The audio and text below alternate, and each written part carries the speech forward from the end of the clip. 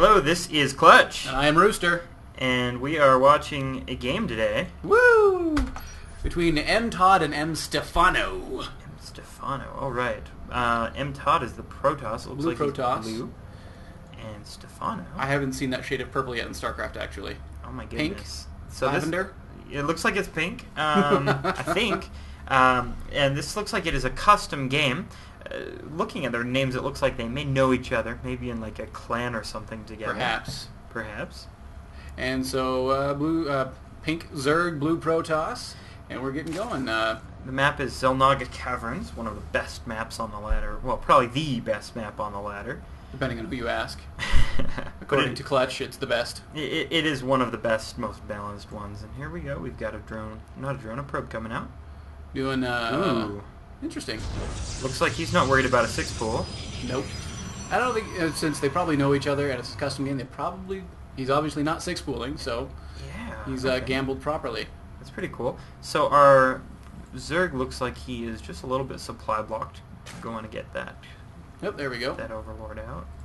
And the Overlord missed the little scouting that's going on. Doesn't know that the probe is coming up, but I don't know if that's going to be important or not. Yeah, that's interesting. He sent his Overlord down this way. Typically, that is the way they will send it because an early stalker will just pick it off if it's anywhere down in the lower left-hand section. Todd has his gateway going up, looks like, right now, too. It's an interesting placement. This is going to set him up for an early expansion. And if Stephano does scout this, he's really going to be able to put some pressure on. Although it is a forge, it really just depends. Oh, it's a forge. It is a forge. Oh, dear. So depending on how quickly those cannons come out, but you could look at a Zergling run-by. Exactly. What is Todd's probe doing? Just being annoying. He's just picking away at that hatchery. So what are the chances of cheese at this point? Cheese? Forge, Protoss. Well, I don't know. He hasn't put down a pylon here yet. No, he hasn't. And the forge has gone down. Nope, not yet. Interesting photon cannon placement. I would expect for it to go right there to block all Zerglings, but no, it's not. It's over here on this side. Each are still producing their respective drones. So except yeah, for Stephano, I guess. Yeah, Stephano has his first 2 Zerglings coming out and a queen. So he's going to have more military on the field before Todd, and Todd goes for his early expansion before Stephano. Yeah. And he's also supply blocked. Yeah, he's definitely supply blocked there. He's not even building a pylon yet. That's really interesting. Stephano is going to be able to really get a head start here. Yeah, and he already has Zergling speed coming too. Yeah, he is. We may be able to see Stephano doing some really good aggression here. Here goes that probe. How many Zerglings do we have out on the field here? We've got 4 right now. Let's go back to the production tab. D. Thank you, noob. Awesome. Oh, he's not making any more Zerglings. And he's actually expanding too, Stephano is. So we're going to be seeing a big macro game here. Wow, the first gateway still isn't even down yet. And he put another photon cannon in the middle of his... In the middle of his mineral line, mineral line. That's weird. And it looks like it's going to go down pretty quickly. Although there comes the second. Oh, cancel. Cancels it, forces the cancel, and let's see if these Zerglings can do any more damage. This pylon, he's got no zealots out right now. He can't defend this pylon. All. That is going to go down. And, oh wow, that's bad. Yeah, that is bad. So he's going to get probably blocked by this. That's fun. Going to be making another pylon right there. There it goes. Almost blocked. That photon cannon will be going down soon. A zealot is out on the field, and those Zerglings are going to need to run away. But they got some really good damage, though. Yeah, he was able to force a cancel on that pylon, or on that photon cannon, and the pylon did go down. Quite a bit of damage there. Absolutely. I do like the pink coloring on the Zerglings. It looks pretty interesting. They're quite effeminate. And it looks like speed just finished, so there's only some good run-bys. One zealot down here on the field. He really... That one cannon... Is he actually going to try... Oh, my. He found a blind spot in all the cannons right there. And the pylon is going down. He's going to try and block this off as much, but he gets through. Run-by. Awesome. That is great. And right straight to the mineral line, which is completely unprotected. Goes down. Let's see. 1 worker killed so far. 3 units. And there goes the Zealot and a couple of Zerglings. There was some really good micro there. He was able to pull that Zergling away. You see that one is low health, pulled it away. And Todd is, when he's moving his his probes, he moved them all to attack, which probably didn't help his economy too much. No, it didn't, but it did keep his Stalker alive. That Stalker really isn't going to be able to die because he's just going to He's going to hide behind the probes. Yeah, absolutely. Which, we don't want to talk about Stalker honor or anything like that. He's all being a wuss hiding in the probes.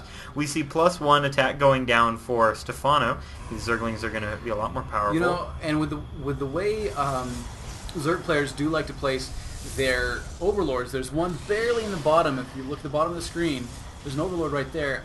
I would like to see a Nidus network come up, and because I just think it's underused personally, and it's one of my favorite things to see. Even though I'm not a Zerg player, it's just I am satisfied when I'm beaten by a good Nidus network. Yeah, absolutely. They are just really, really good in this game.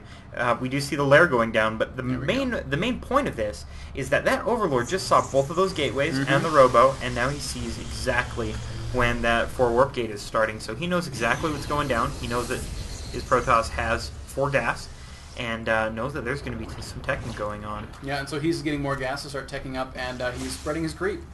Very good. Yeah, he's got 2 creep tumors going down. He's got a substantial harvester lead, which is great, and neither really has a large army, which is really interesting at this point. There's Stephano is banking a lot of minerals so far, though, right now. Yeah, 500 minerals, was up to 600 there for a bit. Yeah, but I don't think he has to worry. He really is in control right now, I believe.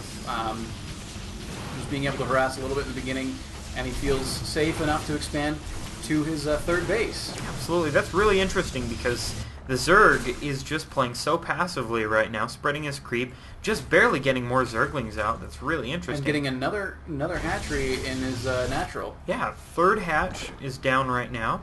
And technically 4th if you look at that expansion over there. Oh, and he just put down a 4th. That is really interesting. Now we'll see that MTOT has blocked off this back door, which is really good for him because there's no way that the Zerg's going to get a run by. Zergling speed is really good to use right there. I mean, they can just run in and really hurt the mineral line. So Todd sees this. He sees that there's an expansion, preparing for an expansion, and he will see the 3rd. And he's checking another one. Good. That is exactly what he needs to do. He needs to do a lot of scouting. And that's interesting. He's pulling right back. He knows that he can't defeat that large Zergling force. So he needs to beef up his army right now. Todd does. Yeah, he does. So looks like the Robo is going down right now. Twilight Council and Robo Bay. Yeah, he's hiding his army in the middle of the mineral line, maybe slowing that down, but he's able to just let the Zerglings run by, not challenge them, and not tempt Stephano to attack. Yeah, and that's really, really good for MTOD because he knows that he cannot be defeated here. He's got 2 cannons support. There is no way that a Zergling is going to be able to really get in here. And I do like the placement of the tech buildings. It's going to be really hard for Stephano to get back there and eliminate the tech buildings. So his Templar Archives, a lot of his Robo Bay and his gateways or warp gates are protected and able to produce the units he needs to produce, even though 2 base Protoss against 4 base Zerg does not look good. That is a bad situation for MTOD to be in. And if we look, wow, Stephano is making 36 Zerglings. He's morphing them all into a lot of them into Banelings. And if we look at the Overlords, they have Overlord speed and drop right now. Those both just finished. They're grouping up to do what looks like a really mean drop. All Banelings. Absolutely. Plus 2 attack for the Banelings is going to be, and the Zerglings is going to be finishing quickly. That is going to upgrade his damage on those Banelings from 22 and 39 up to quite a bit more. That's going to be up to, let's see here. Oh, well, the Banelings are already in there, so we're not going to be able to see I'm not even going to try the numbers. But it is quite a big advantage versus this small army for MTOD. And MTOD is just getting his 2nd expansion, his 3rd base, and he's trying to do the Protoss Death Ball right now, which he might be able to hold off some Doom drops, but that many Baneling-filled. Okay, looks like he may be engaging here. Is just too much. That is a lot of Zerglings. Is he just gonna be that obvious with the Doom drop? Absolutely, it looks like it. But the force fields hold off all of those Zerglings. Look at those Banelings; they are just killing so much. The force fields didn't matter because he was not prepared for a Doom Drop like that. Oh, they really didn't. If those Zerglings were able to get in there, there was no way that any of this would survive. But those And they're Zerglings going around now. Nice. going around for a surround there, Oh, going into the very natural. good. Oh my goodness, and doing a full run by, warping in some zealots, but they're not in the right place. No, they're not. And as we bring back up our map, we see a lot more reinforcements just streaming down. Wow. That is a lot of speedlings. Now the supply is, M. Stephano is 30 ahead right now. Holy cow. Banking a ton of gas and minerals, so he can produce this all day long if he wants. Wow, that is just crazy. But Stephano has some really good positioning. He's got that photon cannon. He's going to be making another one. Looks like the overlords are just kind of standing over here. Yep. There's really not a really good way for Stephano to break this. He wasn't able to do much damage because of all these photon cannons and these colossi. Well, really, there's a bit of a gap to the top of M-Todd's base. There might be one photon cannon up there that he could use to block a Doom Drop like that.